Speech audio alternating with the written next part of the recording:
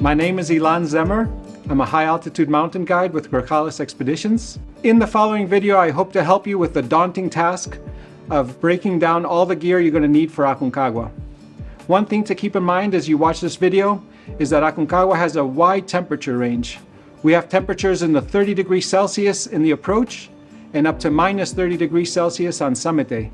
So a very good, efficient layering system is essential, as you'll see in the following videos.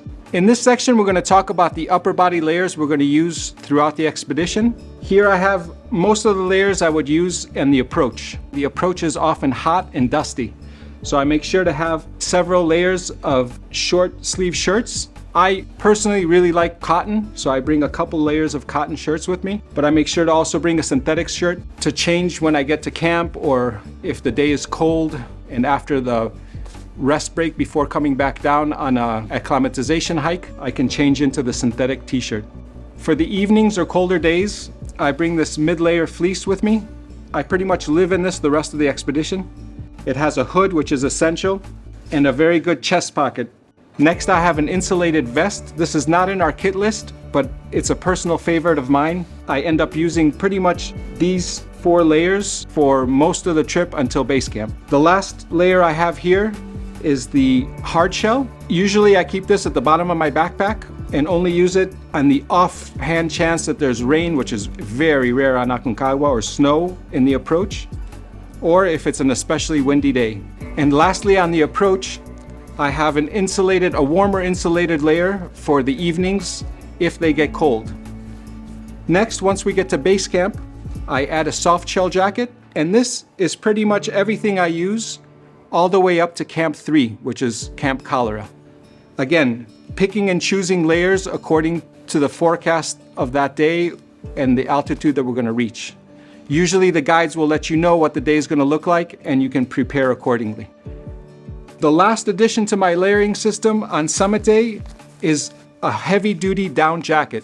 This is an essential piece of equipment on Aconcagua.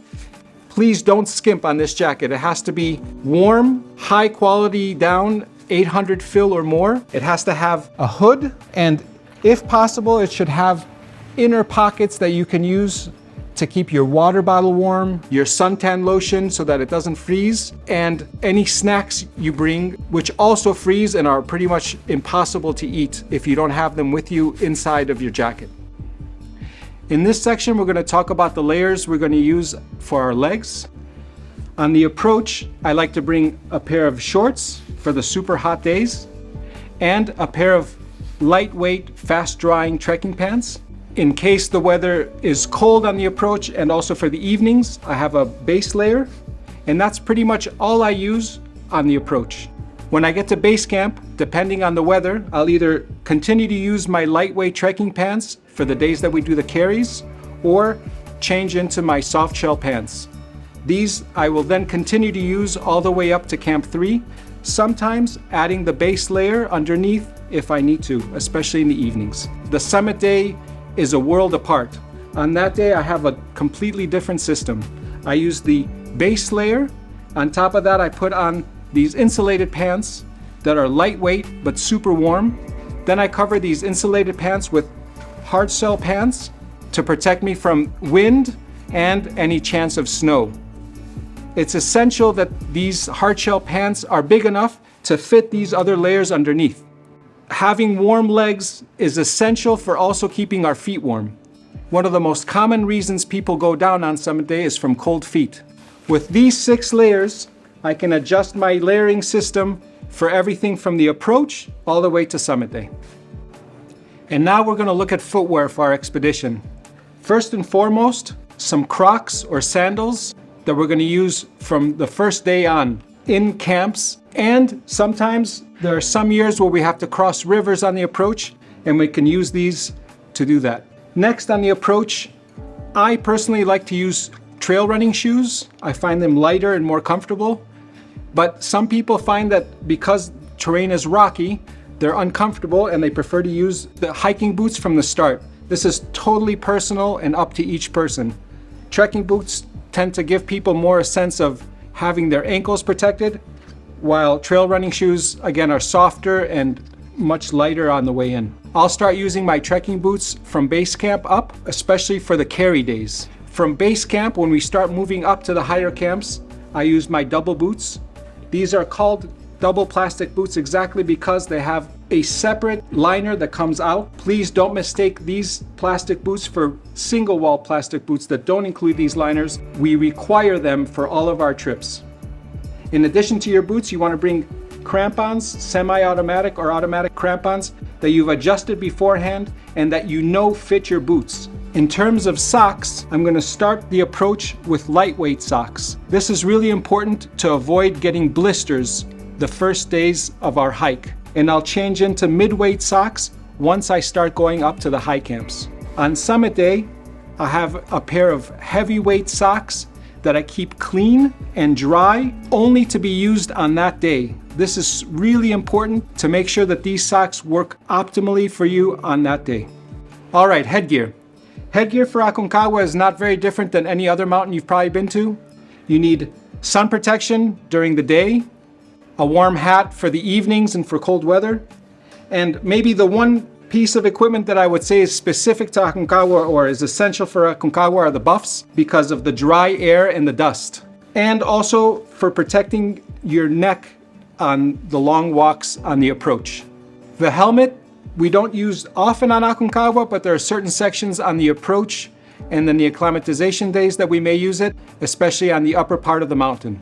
Next, good glacier glasses. Glacier glasses come usually rated with a class system. The higher the number, the darker the glasses. Class 4 for Aconcagua is ideal because of all the sun that we have.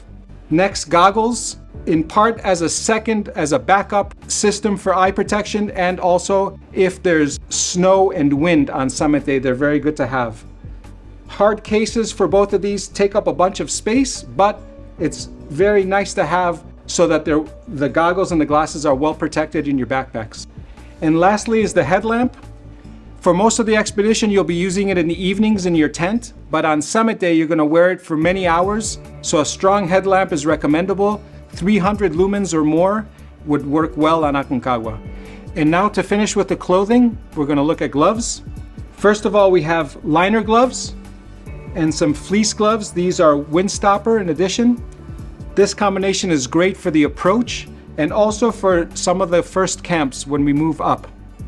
Next, we have expedition gloves that we're going to use on especially cold days on the approach and in the evenings and in the higher camps. And lastly, the expedition mittens. It's super important that these are easy to put on. I like to use the liner gloves with the mittens so that my skin is never exposed to the cold. There's the option of bringing hand warmers with you. These are great to have, especially for people that have problems with circulation or tend to have colder hands. Just make sure to open them up and start them and shake them about an hour before you leave for the summit. Let's take a look at backpacks and duffel bags now. First of all, duffel bags. We want them to be 110 liters at least. 130 is ideal. They should be sturdy because remember that these go bouncing around on mules for several hours. And definitely 2 bags because the bags will be separated. One bag will go to the approach camp and the other one will go straight to base camp, and you won't see it until we get to base camp. So it's really important that you bring 2. Next, we have the approach backpack. This backpack should be about 30 liters or 35 liters. It's really only for our extra layers, our lunch and water on the approach. Not much more than that.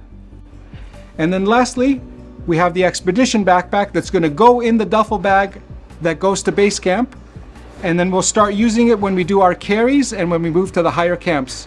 This backpack should be sturdy and have a very good waist system so that you're carrying all your weight on your hips.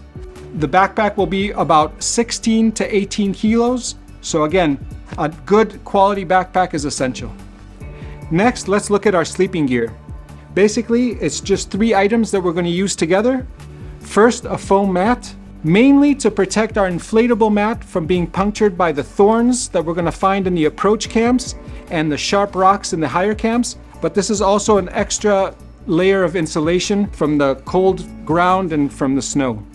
Again, the inflatable mat that's essential for comfort and also from insulating us from the cold ground and possibly snow.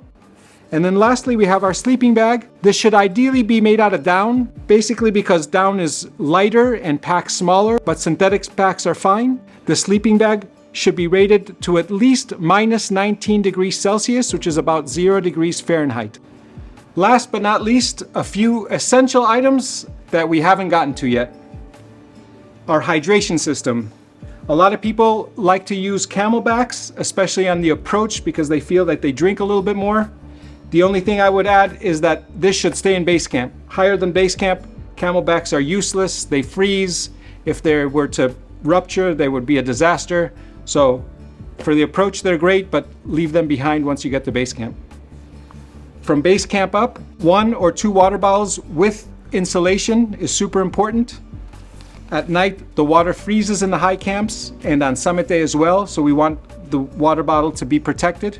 A thermos is great to have for the nighttime when we give you hot water and for summit day. Maybe not everybody considers this essential, but the pee bottle for me is.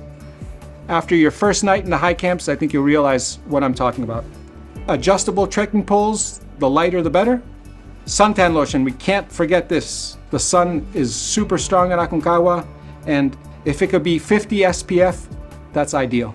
Our eating kit, a plate, some silverware, a cup, a towel for washing our faces when we get to the approach camps, and also for the showers in base camp.